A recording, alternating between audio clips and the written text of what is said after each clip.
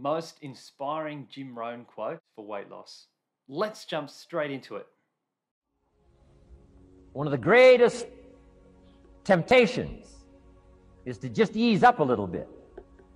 The slightest lack of doing your best starts to erode the psyche. Instead of doing your best, doing just a little less than your best. Sure enough. You say, well, it's just going to affect my sales. No, it's going to affect your consciousness.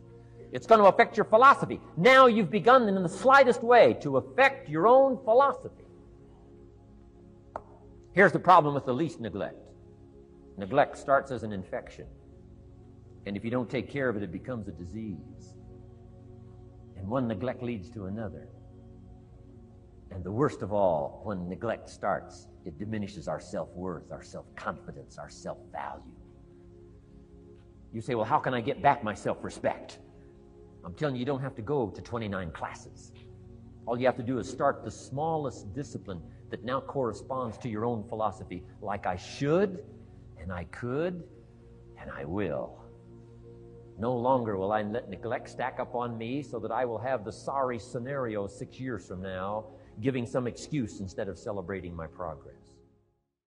Now, this one I really feel is profoundly relevant to the weight loss journey, because I'd say virtually 99.9% of people who've done a diet or body transformation program will have experienced this. You may start really committed and excited and be getting results relatively quickly, and then the thought occurs to you, I'd be happy to lose a little less, a little bit slower, and be able to enjoy my food a bit more.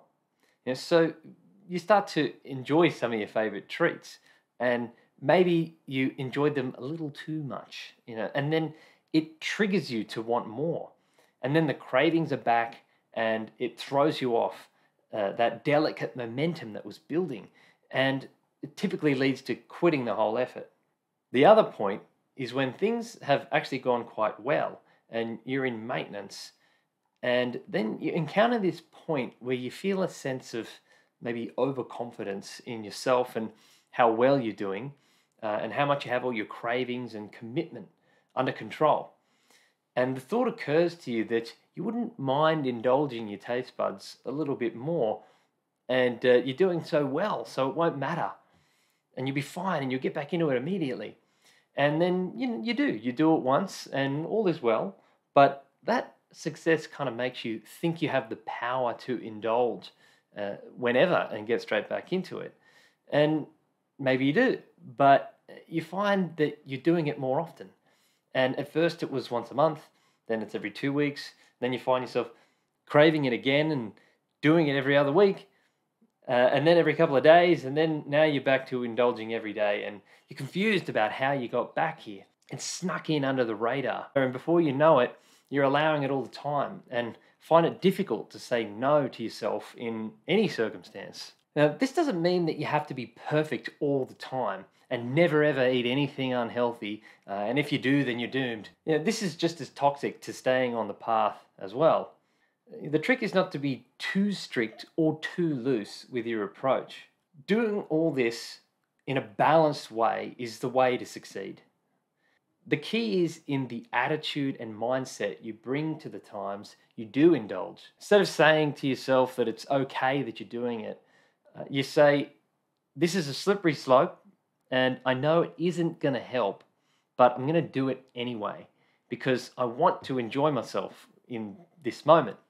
With this mindset, firstly, you are the one making the decision, not your cravings or some other forces that are controlling you. So therefore, you can make the decision not to in future, and it doesn't leave itself open to sneak in more and more allowances in other circumstances. So to finish off here with the inspiring message Jim has for us is that all these subtle, sneaky forces also work in the positive direction.